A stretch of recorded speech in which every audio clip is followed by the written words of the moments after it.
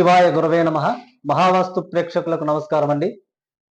మనము ఈరోజు 2025 నూతన ఆంగ్ల సంవత్సర శుభాకాంక్షలు ప్రతి ఒక్క సబ్స్క్రైబర్కి అలాగే ప్రతి ఒక్క ప్రేక్షకునికి తెలియజేసుకుంటూ, ఈ సంవత్సరం ప్రతి ఒక్కరూ కొత్త కొత్త ఆశలతో ఆశయాలతో ప్రతి ఒక్కరూ వాళ్ళు చేసే పనిలో 3 పువ్వులు 6 కాయలుగా కొనసాగాలని కోరుకుంటూ, ప్రతి ఒక్కరూ ఈ సంవత్సరం ఒక మంచి ఇల్లు 100% వాస్తుతో ఒక మంచి ఇల్లు నిర్మించుకోవాలని ప్రతి ఒక్కరికి నేను తెలియజేసుకుంటూ, ఈ సంవత్సరం ఆ భగవంతుడు ప్రతి ఒక్కరిని రక్షించాలని మనస్ఫూర్తిగా సర్వేశ్వరుని వేడుకుంటున్నాను.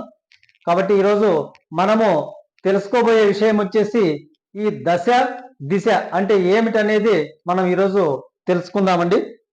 ఎందుకంటే మానవుని జీవితం పైన ఈ దశ దిశ అనేది ప్రాముఖ్యత చాలా ఎక్కువగా ఉంటుందండి. వీటి రెండింటిని బట్టే మానవుని యొక్క జీవితం ఆధారపడి ఉంటుంది. ఇది ఖచ్చితంగా ఏ విధంగా అనేది మీకు తెలియజేస్తాను. ఇప్పుడు మనము ఈ దశ గురించి తెలుసుకుందాము.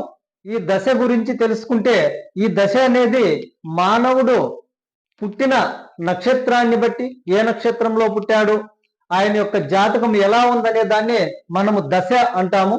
ఈ దిశ అనేది మనము నిర్మించుకునే ఇంటిని, అంటే ఏ దిక్కుకు ఇల్లు నిర్మించుకుంటాము, మనము ఏ విధంగా గమనం సాగిస్తున్నాము అనే దాన్ని బట్టి మన దిశ అనేది, అంటే దీన్ని ఒక విధంగా స్థాన బలము అనొచ్చు.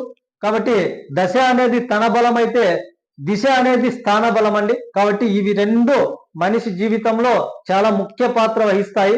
ఈ దశ అనేది ఎలా ఏర్పడుతుందంటే, మన పూర్వజన్మ ప్రారబ్ధ కర్మను అనుసరించే మనకు ఈ దశ అనేది భగవంతుడు మనం చేసిన పాప కర్మాలను బట్టి మనకు ఈ జన్మను ఈ నక్షత్రంలో, అంటే మన పుట్టుక ఈ నక్షత్రంలోనే జరగాలి, వీరి జీవితం ఇలా ఉండాలని ఆ భగవంతుడు మనల్ని ఈ దశ అంటే మన పుట్టుకని ఈ విధంగా నిర్ధారిస్తాడు. దానినే మనం దశ అంటాము. కాబట్టి ఎప్పుడైనా సరే మనము వీటిలో ఈ దశను మాత్రం మార్చడం మన వల్ల, మన చేతుల్లో లేదండి. ఇది హరిహరాదులకు కూడా కాదనేది శాస్త్రము.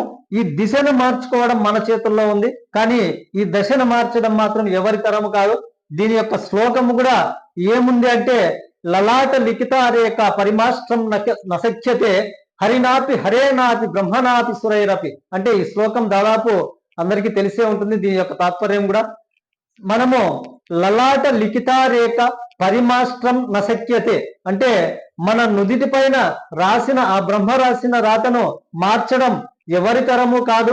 అలాగే హరినాపి హరేనాపి బ్రహ్మనాపి సురైరపి అంటే హరిహరాదు బ్రహ్మలు సురులు ఎవరైనా సరే మన ఈ నుదిటి రాతను మార్చడం ఎవరి తరం కాదండి. అంటే మన కర్మను అనుసరించే, మన ప్రారంభ కర్మను అనుసరించే మన పుట్టుక అనేది ఈ జన్మలో ఉంటుందండి. కాబట్టి దీనిని మనము ఏమి చేయలేము. మన కర్మను అనుసరించి ఉంటుంది కాబట్టి మన దిశ ఎలా ఉంటే మన దిశ కూడా అలానే ఉంటుందండి.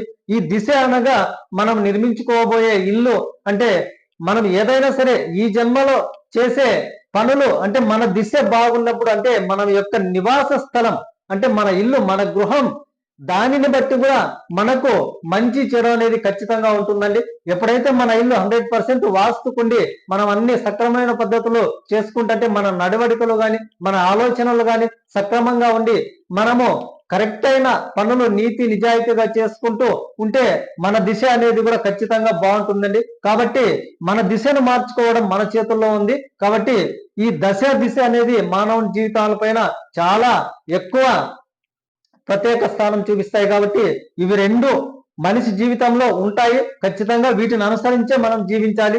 బుద్ధి కర్మానుసారం, అంటే మనము ఎప్పుడు ఏమి చేయాలనేది మనకు మన కర్మ, అంటే మన ప్రారంభ కర్మ మనకు ఆ విధంగా మన మనసులో బుద్ధి పుట్టించి, ఆ బుద్ధి తగ్గట్టు, అంటే ఆలోచనను పుట్టించి ఆలోచన తగ్గట్టుగానే మానవ జీవితం ఉంటుందండి. కాబట్టి ఈ విధంగా మనము దశ దిశను, అంటే మన దశ మన చేతుల్లో లేకపోయినా దిశ మన చేతుల్లో ఉంది. కాబట్టి ఒక మంచి ఇల్లు నిర్మించుకొని అందులో మనము నివాసం ఉంటే 100% యోగిస్తాము. మనం కూడా గొప్ప గొప్ప వాళ్ళం అవుతామని ప్రతి ఒక్కరికి తెలియజేసుకుంటూ, కాబట్టి ఈ సంవత్సరంలో ప్రతి ఒక్కరూ ఒక మంచి ఇల్లు 100% వాస్తుకు ఒక మంచి ఇల్లు నిర్మించుకొని అందులో ఈ సంవత్సరంలోపే ప్రతి ఒక్కరూ గృహప్రవేశం చేసి అందరూ ఆరోగ్యంగా, ఆనందంగా, ఆహ్లాదంగా, ఆనందంగా, సంతోషంగా జీవించాలి.